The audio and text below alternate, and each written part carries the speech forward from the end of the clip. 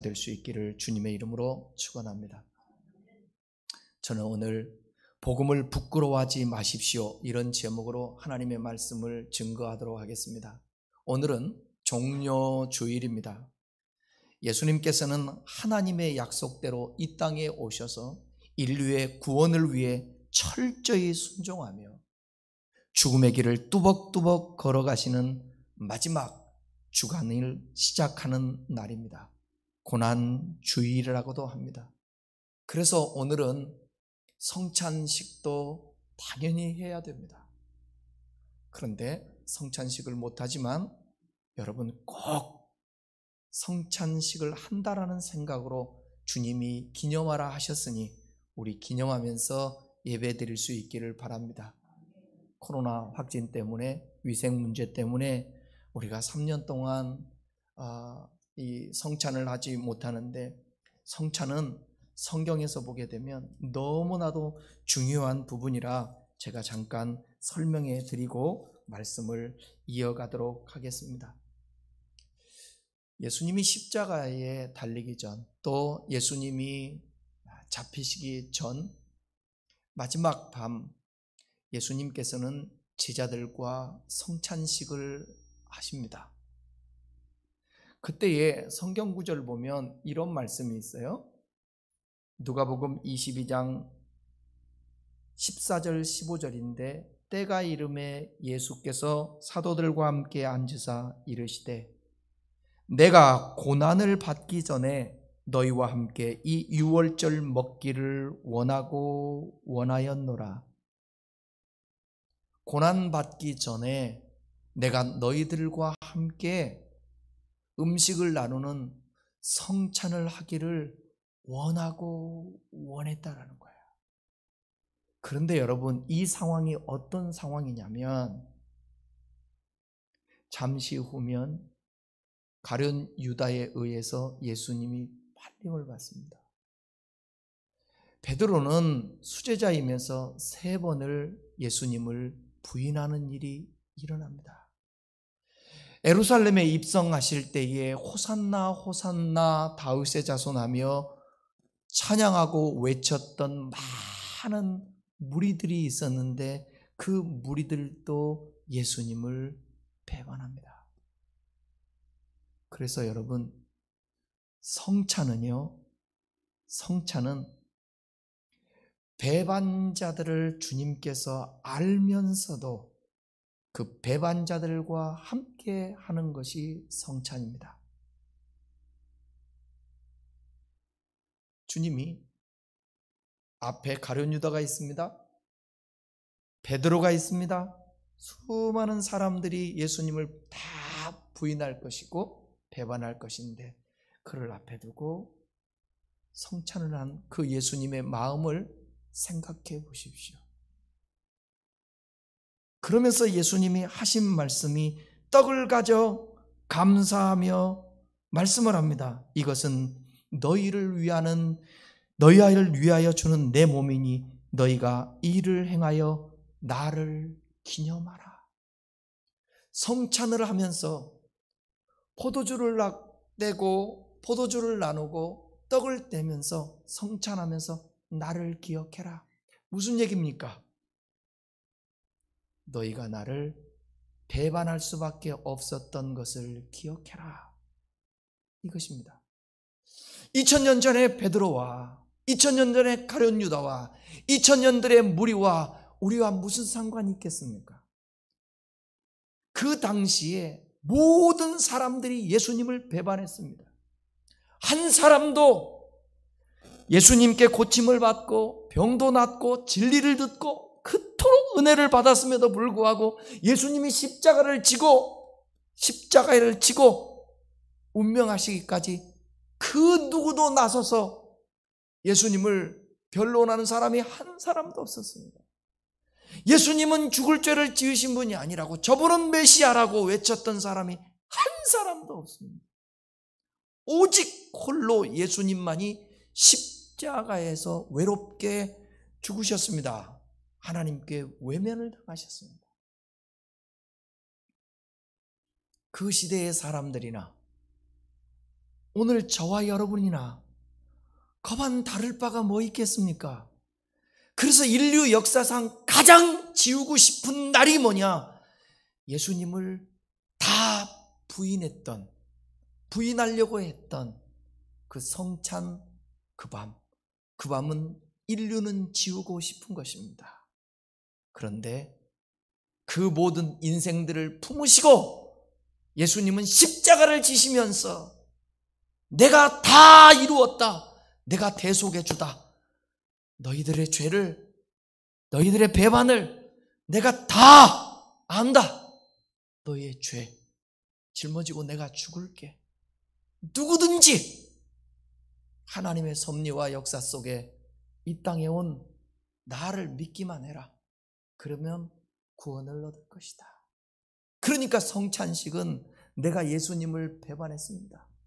그런데 예수님이 나를 사랑하셔서 나를 위해 죽으신, 내 살을 받아 먹고 내 피를 받아 마시라 하신 그것을 뼈저리게 기억하며 하나님을 예배하겠습니다. 이것이 성찬식인 것입니다.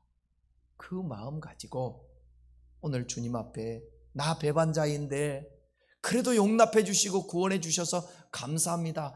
이 마음을 가지고 예배할 수 있기를 바라며 그 마음을 갖기까지 성숙할 수 있도록 오늘 하나님의 말씀을 좀 잘 들었으면 좋겠습니다. 이제 주님 부인하지 말고, 이제 주님 부끄러워하지 말고, 복음을 부끄러워하지 않고 복음을 자랑할 수 있는 여러분, 저와 됐으면 좋겠습니다. 하나님의 복음을 위하여 택장함을 입었던 사도 바울은 로마서에서 복음이 무엇이며 복음에는 어떤 능력이 있으며 또 복음은 누구에게든지 필요하다고 말을 하고 있습니다. 오늘은 복음이란 무엇이며 복음에는 어떤 능력이 있는가를 살펴보며 복음을 부끄러워하지 않고 전할 수 있을 정도의 성숙한 신앙이 되었으면 좋겠습니다. 혹 복음을 부끄러워한다면, 다시 말해서 예수 믿는 것이 부끄럽고 어디 가서 알리고 싶지도 않고 어떻게 복음에 대해서 말해야 할지도 모른다면 아직 여러분들은 복음의 능력을 경험하지 못한 어린아이의 신앙인 것을 인정하셔야 합니다. 은혜로 구원받았을지 모르지만 신앙에 재미도 없고 경험도 없기 때문에 신앙이 늘 갈등이고 의문일 것입니다. 괜찮습니다. 늦지 않았습니다. 지금도 복음과 직면하면 되는 것입니다. 잘 들어보십시오. 많은 사람들이 복음에 별로 기대가 없는 모습을 보게 됩니다. 예수님이 십자가에 못 박혀 죽으시고 내 죄 사하신 것 여러분 믿죠? 물론 감사하지만 그건 그거고 현실은 현실이라는 거예요. 또 죽어서 천국 가는 것 정말 감사하지만 일단 이 땅의 문제를 해결하는 일에 있어서는 복음이 거의 무용지물에 가깝다고 생각합니다. 그런데 그렇지 않습니다.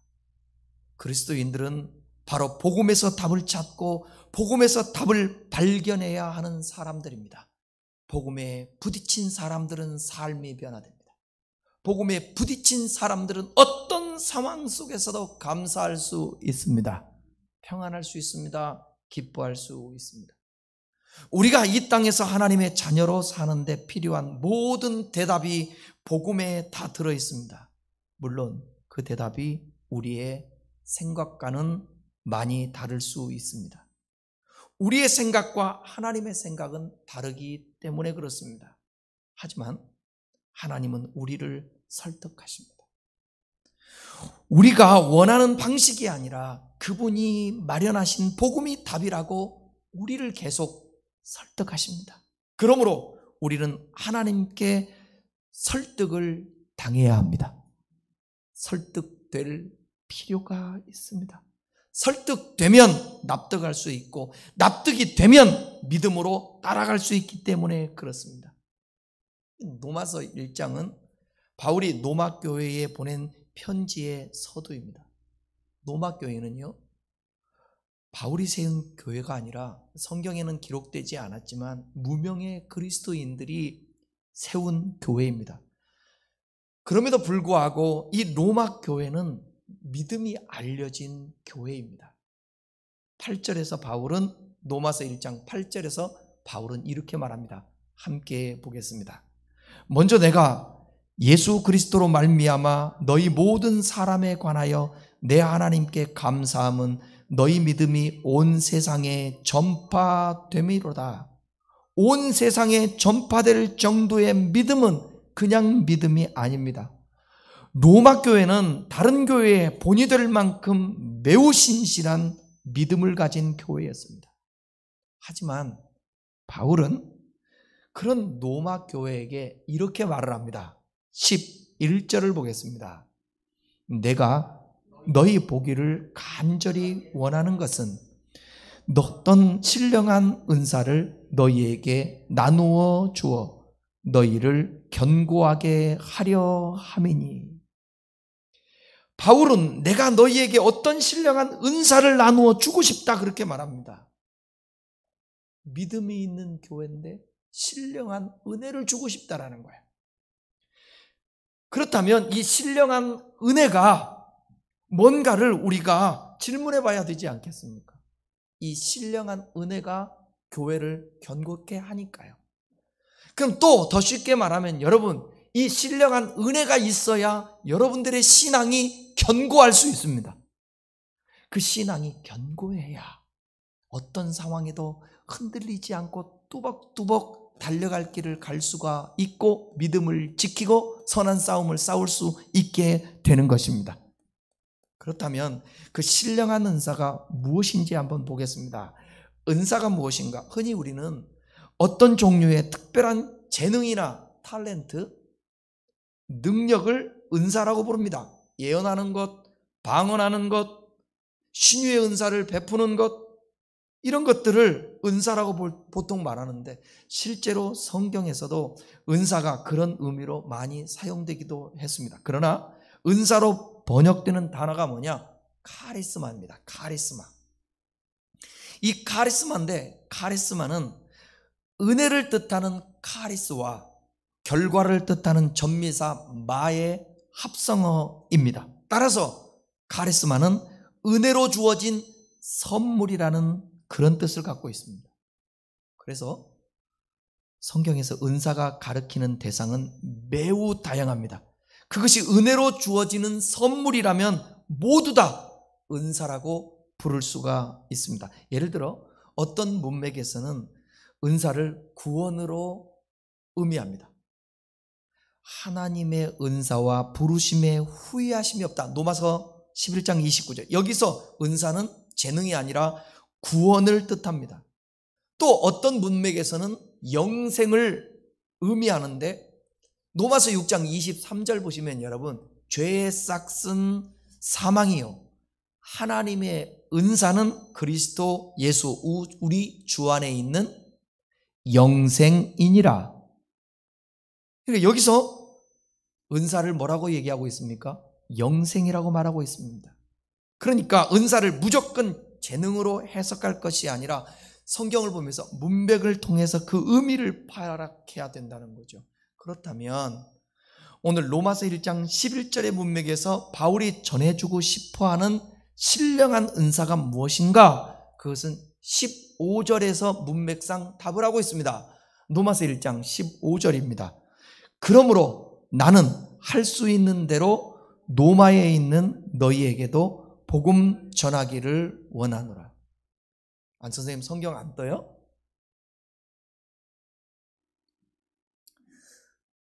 로마서 1장 15절. 그러므로 나는 할 수 있는 대로 로마에 있는 너희에게도 복음 전하기를 원하노라. 바울이 로마 교회가 믿음이 있었지만 신령한 은사, 바로 복음으로 견고하게 하고 싶었던 그런 의도가 있었다라는 것이죠. 16절에도 그 의도가 아주 명확하게 드러나는 것을 볼 수 있습니다. 로마서 1장 16절입니다.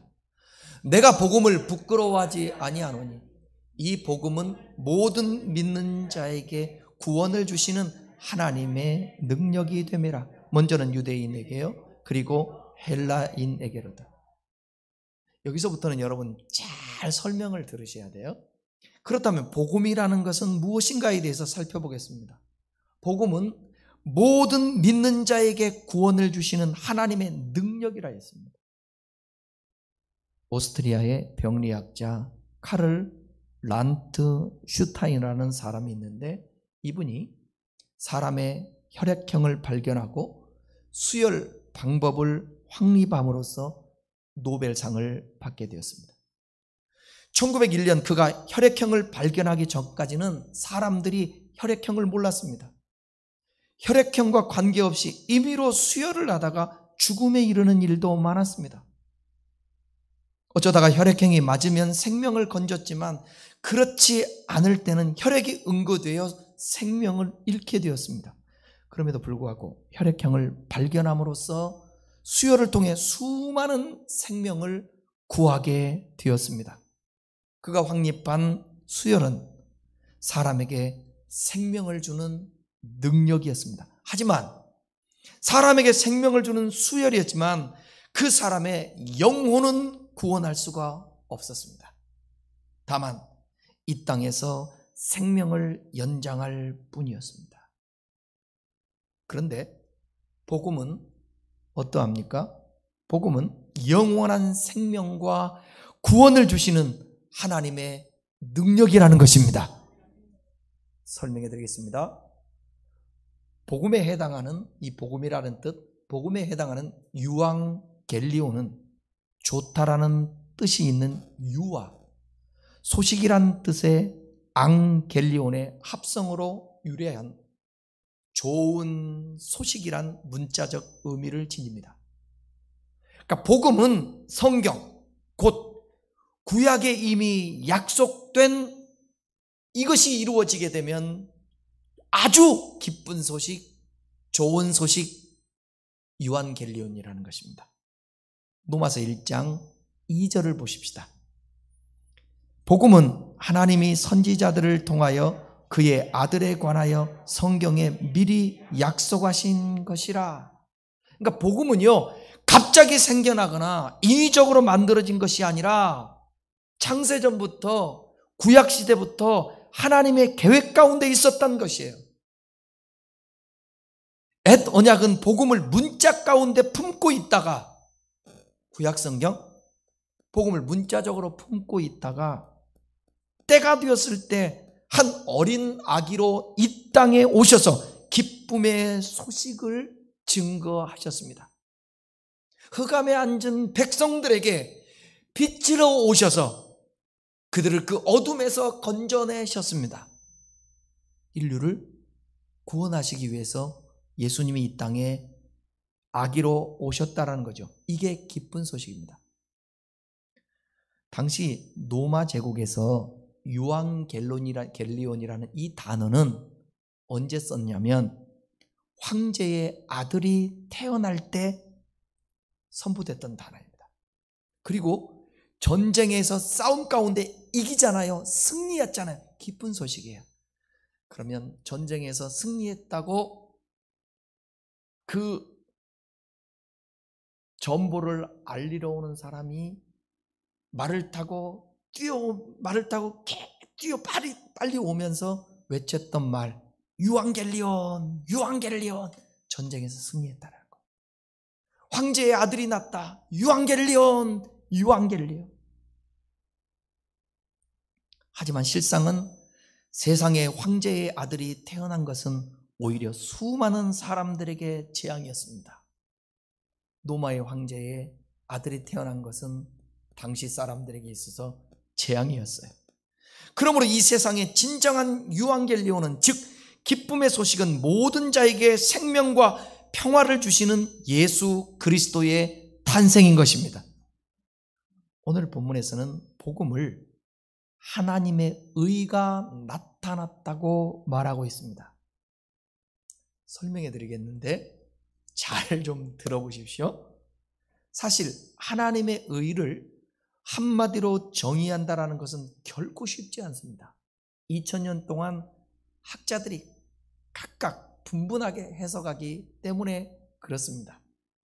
그 중에서 제가 이해하고 선택한 부분을 설명해 드리겠습니다. 17절 한번 다 같이 보겠습니다. 로마서 1장 17절. 복음에는 하나님의 의가 나타나서 믿음으로 믿음에 이르게 하나니 기록된 바 오직 의인은 믿음으로 말미암아 살리라 함과 같으니라. 한 구절 더 보겠습니다. 로마서 3장 20절로 21절입니다. 함께 읽겠습니다.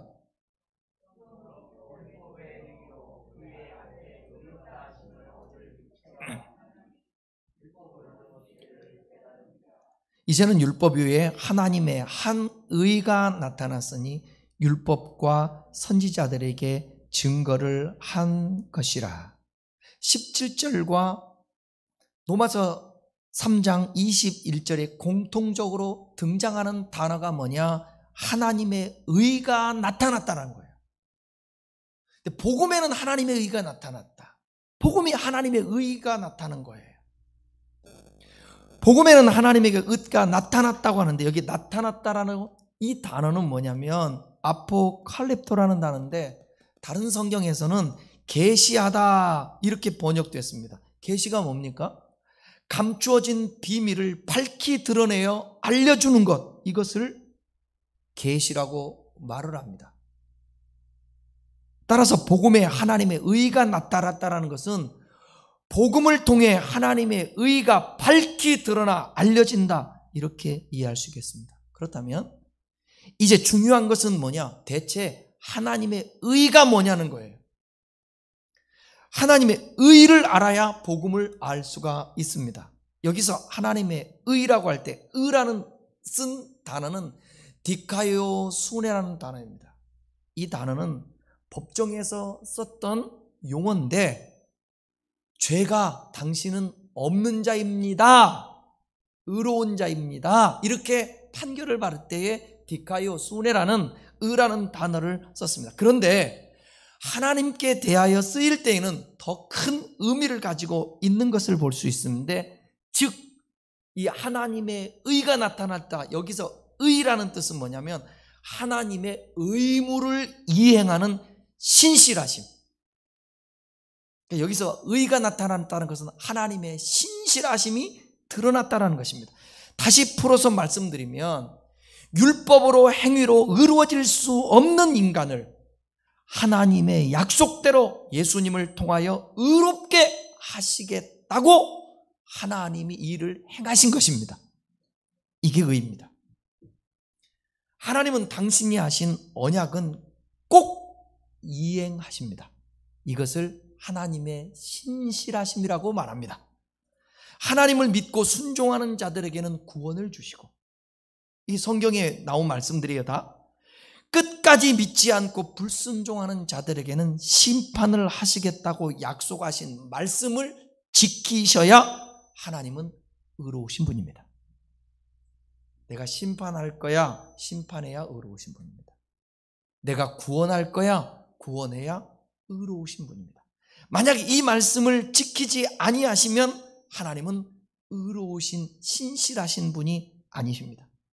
하나님께서 말씀하신 것은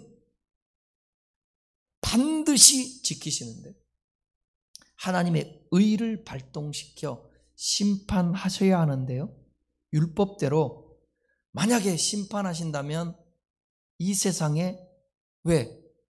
율법으로는 의로워질 수 있는 사람이 한 사람도 없다고 아까 읽었잖아요. 그러니까 구원받을 사람이 있어요, 없어요? 없어요. 율법대로라면 다 심판해야 돼요. 심판을 받아야 돼요. 구원받을 사람이 하나도 없습니다. 그렇다고 다 심판해서 지옥을 다 보내버리면 하나님의 속성 중에 하나님의 사랑의 하나님의 속성이 손상을 당할 수 있게 되는 것입니다.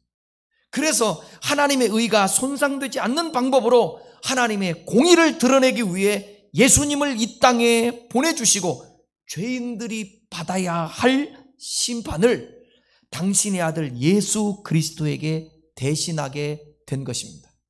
이래야 하나님의 공의가 충족이 되는 것입니다. 이 하나님을 어찌 의롭지 않다고 말할 수 있겠어요? 내가 너를 심판해야 돼. 넌 죄의 삭시 사망이니까. 그런데 내가 너를 심판하지 않고 내 아들을 심판할게. 대신 희생하며 죄값을 담당하시는 그 하나님이 의롭지 않다고 말할 수 있겠습니까?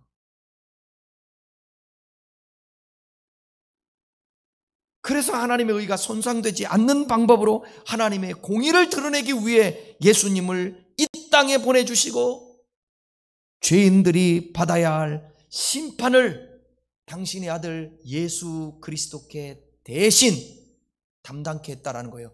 이거를 신학적인 용어로 뭐라고 그래요? 대속했다 그러는 거예요. 그러니까 찬송할 때에 대속해 주신 사랑을 간절히 알기 원하네. 내 평생의 소원, 내 평생의 소원, 대속해 주신 사랑을 간절히 알기 원하네. 그 알기 원하는 자들에게 오늘도 이 말씀을 증거하고 있는 것입니다. 그리고 죄를 대속하신 예수님을 믿는 자들에게 구원을 받게 하는 거예요. 요한복음 3장 16절에 세상을 이처럼 사랑하사 독생자를 주셨으니 누구든지 저를 믿는 자마다 멸망치 않고 영생을 얻게 하려 하심이라. 하나님의 의가 발동된 것입니다. 믿지 않으면 심판, 믿으면 영생. 도마서 5장 8절에서는 너무나도 귀한 말씀을 우리에게 주셨습니다. 우리 함께 같이 읽어보겠습니다. 우리가 아직 죄인 되었을 때에 그리스도께서 우리를 위하여 죽으심으로 하나님께서 우리에게 대한 자기의 사랑을 확증하셨어요. 하나님의 공의가 발동되어 우리를 심판해야 되거든요. 죄를 지었으면 죄의 값을 지불해야 되는데 그 죄의 값을 누구에게 돌렸다고요? 예수 그리스도께 돌렸어요. 그리고 우리를 구원하며 나는 사랑의 하나님이야 이렇게 확증했다라는 것입니다. 이것이 복음입니다. 이것이 복음입니다. 이걸 아는 사람은 똑바로 살지 않을 수가 없습니다. 하나님의 은혜를 고백하지 않을 수가 없습니다. 자기를 드러낼 수가 없습니다. 왜 여러분 우리가 상처를 자꾸 드러내고 나는 이렇게 살았기 때문에 나는 이번엔 이런 집안에서 살아서 내 인생은 이거밖에 안 돼. 이 고백하는 이유가 뭔지 아십니까? 아직 복음에 직면하지 못해서 그런 거예요. 아직 예수님 자리가 되지 못해서 그런 거예요. 온천하보다도 귀한 우리 영혼을 하나님이 구원했다라는 사실에 내 가치를 아직 모르기 때문이에요. 사랑하는 교우 여러분, 여러분 예수님 자리입니다. 여러분은 예수님이 피값 주고 산, 하나님이 피값 주고 산 예수님 자리인 것입니다. 이게 하나님이 구약시대 때의 문짝으로 말씀해서 이 땅에 성취된 하나님의 그 신실하심, 그 행위, 일하심, 이거를 복음이라고 말합니다. 그러니까 이 복음에는 누가 빠지면 안 되는 거예요? 예수가 빠지면 안 되는 것입니다. 하나님의 신실함의 발동의 증거가 뭐냐? 예수 그리스도의 이 땅에 오심이라. 그래서 복음의 시작은 예수 그리스도라고 마가복음에서 말씀하고 있는 것입니다. 유대인들이 따르고 행했던 율법은 사람을 구원하지 못합니다. 이방인들이 따르고 믿었던 신들, 지혜, 철학자들, 사람을 구원할 수 없습니다. 복음이 복음인 것은 사람을 구원하는 하나님의 능력이기 때문에 그렇습니다. 하나님은 이 능력으로 예수 그리스도를 죽은 자 가운데서 살리셨고 그 능력으로 죽었던 우리 영혼도 살리셨고 생명으로 살게 하십니다. 사람에게 생명을 주는 것이 능력입니다. 특별히 17절에서는 복음을 통해 하나님이 의가 계시될 때에 우리가 믿음으로 믿음에 이르게 된다라고 말하고 있습니다. 여기서 믿음으로 믿음에 이르게 된다라는 것은 무슨 뜻이냐면, 원문에 보게 되면 from faith to faith, 믿음에서 믿음에 이른다라는 것입니다. 곧 믿음으로 시작해서 믿음으로 끝난다. 믿음으로 시작해서 끝까지 믿음으로 완성된다. 우리는 하나님의 의, 곧 하나님이 우리를 위해 하신 일들을 알 때 믿음으로 시작될 수 있고, 또 그 일을 계속해서 볼 때 끝까지 믿음으로 마칠 수가 있습니다. 이게 사도 바울이었습니다. 그래서 사도 바울이 다메섹 도상에서 예수 그리스도를 믿고 만나고 믿음으로 말미암아 끝까지 믿음을 지켰으니 이후로는 나를 위하여 의의 면류관이 예비되었느니라. 우리가 믿음으로 시작해서 마지막까지 믿음으로 완성하려면 지속적으로 복음을 통해 하나님의 의를 계시받아 하나님과 이제는 친밀한 관계를 가지고 그분과 연합하여 그분과 동행하며 그분과 함께하며 그분께 묻고 그분의 소리를 듣고 그분과 함께 살아야 되는 것입니다. 이게 믿음의 삶입니다. 이것을 바울은 하박국 2장에 있는 말씀을 인용해서 오직 의인은 믿음으로 말미암아 사느니라, 이렇게 오늘 로마서 1장 17절에서 마감하고 있는 것입니다. 이 복음의 능력입니다. 이 복음을 사도 바울은 부끄러워할 수가 없었습니다. 그래서 자기 가문, 학식, 모든 것을 배설물로 여기고 예수 그리스도를 아는 것이 가장 고상하다고 생각되며 오직 다 내려놓고 사도 바울은 자기가 받은 은혜, 자기가 알고 있는 영생, 복음, 예수 그리스도를 전하는데 미친 사람이 되었습니다. 그리고 목숨까지도 걸었습니다. 나의 달려갈 길을 위하여서 복음을 전하는 일에 있었으면 조금도 내 생명을 귀한 것으로 여기지 않을 정도로 목숨 바쳐 복음을 부끄러워하지 않고 전했던 사도 바울, 그 사도 바울이 오늘 이 시대에도 필요한데 그게 저와 여러분이 되었으면 좋겠습니다. 당시 사람들에게 있어서 복음은 어떤 의미였는가? 성경은 이렇게 얘기합니다. 고린도전서 1장 18절입니다. 십자가의 도가, 이 복음이죠, 멸망하는 자들에게는 미련한 것이요 구원을 받는 우리에게는 하나님의 능력이라. 어떤 사람에게는 미련한 것이고 복음이 어떤 사람에게는 능력이에요. 고린도전서 1장 23절 24절에 이렇게 또 말씀하고 있습니다. 우리는 십자가에 못 박힌 그리스도를 전하니 유대인에게는 꺼리끼는 것이요 이방인에게는 미련한 것이로되 오직 부르심을 받은 자들에게는 유대인이나 헬라인이나 그리스도는 하나님의 능력이요 하나님의 지혜니라. 십자가가 도가 유대인에게는 꺼리끼는 거예요. 이방인들에게는 미련한 것. 왜 그렇습니까? 유대인들에게 있었어요. 나무에 달렸다라는 것은 하나님의 저주를 받았다라는 거예요. 신명기서에 나오잖아요. 나무에 달린 자마다 저주를 받은 자. 유대인들에게 그리스도를 기다리는 메시아 대망 사상이 있었는데 그리스도가 하나님의 아들이라는 것도 받아들이기가 어려운 일이지만 그 아들이 나무에 달려 저주를 받았다는 것은 더욱 이해할 수가 없었습니다. 나무에 달려 하나님의 저주를 받아 죽은 그리스도가 자기 백성을 어떻게 구원할 수 있냐고 생각했기 때문에 유대인에게는 십자가가 미련하게 보인 거예요. 그러니까 하나님의 진리의 말씀을 이게 계시가 되지 못하고 열리지 않으니까 깨닫지 못하게 된 겁니다. 그래서 유대인들이 하나님을 믿는다고 하며 하나님이 보내주신 예수 그리스도를 십자가에 못 박는 일에 대사장들과 선지자 바리새인들과 서기관들이 앞장섰다라는 사실이 아닙니까? 십자가가 유대인들에게는 미련한 것이었습니다. 미련한 것이었습니다. 마찬가지로 십자가는 이방인들에게 있어서 또 미련한 거예요. 어리석은 거예요. 왜? 로마 제국에서 사람들을 사형시킬 때에 십자가를 도구로 삼았습니다. 그것도 그냥 사형도구가 아니라 황제에 대한 반역자나 극악 무도한 범죄자들을 수치스럽게 사용하는 도구였습니다. 그러니까 극악한 범죄자의 상징인 십자가에 달려 죽은 사람이 어떻게 구원자가 될 수 있었겠습니까? 그러니까 이방인들에게 있어서 십자가는 미련하게 보인 거예요. 하나님은 사람들이 볼 때 이 미련한 방법을 통하여서 구원의 일을 행하십니다.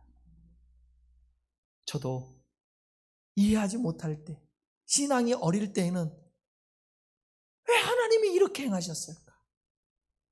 신앙이 자라고 성숙해지고 성경을 알다 보니까 하나님이 행하시는 방법이 가장 묵상해 보면 퍼펙트하게 완벽하게 진리이신 하나님의 방법이더라고요. 사도 바울이 복음을 전할 때 유대인은 신성을 모독한다고 바울을 죽이려고 했고 이방인들은 크게 조롱하며 비웃었습니다. 복음은 그때나 지금이나 미련한 것이고 거리낄 만한 것입니다. 그렇지만 바울은 16절에서 내가 복음을 부끄러워하지 아니한다 이렇게 고백하고 있습니다. 왜냐하면 구원받는 것보다 더 중요하고 시급한 것이 없으니까. 보이는 것은 잠깐이요 보이지 않는 것은 영원한데, 보이는 삶 가운데 사는 것은 육체지만 보이지 않는 것은 영원이기 때문에. 할렐루야. 조금 말씀드린다면 여러분 이해할지 않을지 모르겠지만 아브라함이 이삭을 바치잖아요. 죽이려고 제단 위에 놓고 칼을 빼들잖아요. 여러분 중에 이걸 할 수 있으신 분 있나요? 여러분의 자녀를 칼로 죽여서 번제로 드릴 분 있나요? 근데 그 순종하는 모습을 보시고 하나님은 아브라함을 향해서 이렇게 말합니다. 이제야 네가 나를 경외하는 줄을 알았다. 진짜 믿음이라는 거예요. 왜 아브라함은 자식을, 100세에 낳은 아들을 죽이려고 했을까? 믿음이 없어서 그럴까? 윤리적으로 도덕적으로 잘못돼서 그럴까? 아니요. 하나님께 질문했을 것입니다. 하나님, 이 아들을 죽여야 합니까? 죽여야 합니까? 죽여야 한다. 못 죽이겠습니다. 그래도 죽여야 한다. 왜요? 죽여야 영원히 산다. 하나님은 육체의 죽음보다 영적인 죽음을 더 소중하게 여겼던 것입니다. 아브라함이 순종하지 않고 자기 의대로 계속해서 살아내면 그 영혼은 죽습니다. 그래서 육체의 아들을 죽이면서까지 이게 영적으로 사는 것입니다.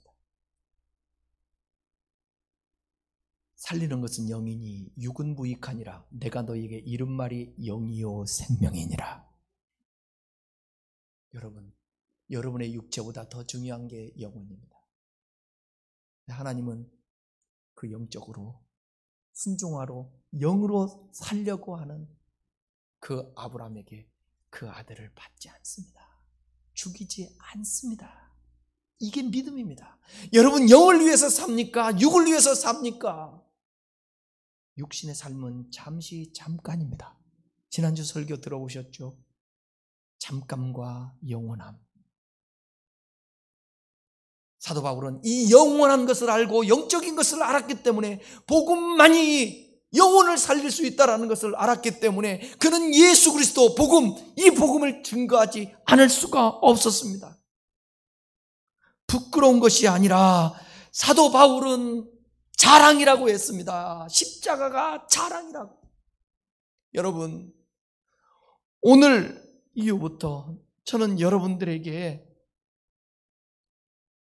예수가 부끄러운 존재가 아니라 나의 자랑하는 존재가 될 수 있기를 바랍니다. 세상은요, 예수 전하면 미쳤다고 합니다. 미쳤다고. 바울이 예수님의 십자가의 부활을 증언할 때에 총독 베스토가 뭐라고 했냐? 이런 복음이 있다니 네가 믿는 그 예수도 나도 믿고 싶다 이랬겠습니까? 아니요. 그렇게 말하지 않고 베스토는 이렇게 말합니다. 사도행전 26장 24절을 한번 우리 함께 보겠습니다. 바울이 이같이 변명하매 베스토가 크게 소리내어 이르되 바울아 내가 미쳤도다. 내 많은 학문이 너를 미치게 한다 하니. 예수님에 대해서 진지하게 증거하니까, 그 똑똑한 바울이 증거하니까, 바울의 똑똑함은 다 소문났잖아요. 그런데 복음을 변명하고 복음을 제시하고 그러니까 베스토가 큰 소리로 네가 미쳤다. 오늘날로 얘기하면 뭐냐? 저 미친놈 아니야? 우리가 복음을 전하며 떠들어대면, 예수 얘기를 하면 사람들이 말합니다. 너 미친 거 아니야? 요즘 시대에 무슨 예수야? 이 얘기입니다. 바울은 복음에 부딪혀 자기 영혼이 구원받고 새 생명을 얻고 뭔가 얻을 것 다 얻어보고 알 것 다 알고 있는 상황에서 예수 그리스도를 계시를 받은 이후에는 이보다 더 귀한 것이 없다라고 생각되어서 오직 예수 복음만을 증거하며 죽는 그날까지, 목배임을 당하는 그날까지 쉴 틈 없이 핍박을 당하고 박해 속에서도 복음 전하며 살았다라는 사실입니다. 결론입니다. 우리 시대는 어떻습니까? 요즘처럼 과학이 발전한 시대에 하나님의 존재를 믿고 따르는 것은 어리석은 일로 여겨집니다. 그래서 인간의 지혜는, 인간의 지식의 성장은 그리스도를 부인하려고 하는 거예요. 요즘 젊은이들이 신앙이라는 것을 어떻게 여러분 과학으로 다 증명할 수 있겠습니까? 이 세상에는 과학으로 증명할 수 있는 것들이 다 있는 게 아니에요. 신앙까지도 증명하려고 하니 사람들은 비웃습니다. 하나님은 두려움이 많고 의지가 약한 사람들이 마음의 위안을 얻으려고 만들어내는 것이라고 생각을 합니다. 사람들이. 뿐만 아니라 세상에서 교회가 조롱당하고 욕을 얻어먹을 때 우리가 복음에 대한 담대함을 잃어버릴 수 있고 부끄러워할 수 있다는 것을 또 기억해야 됩니다. 그러니까 로마 교회에 믿음이 있지만 그들을 견고하기 위해서 이 예수 그리스도의 십자가의 복음, 하나님의 의를 증거하지 않을 수가 없었던 것입니다. 이 복음을 가지면 복음이 창피하지 않습니다. 복음이 부끄럽지 않습니다. 누구든지에게도 예수님을 소개할 수가 있습니다.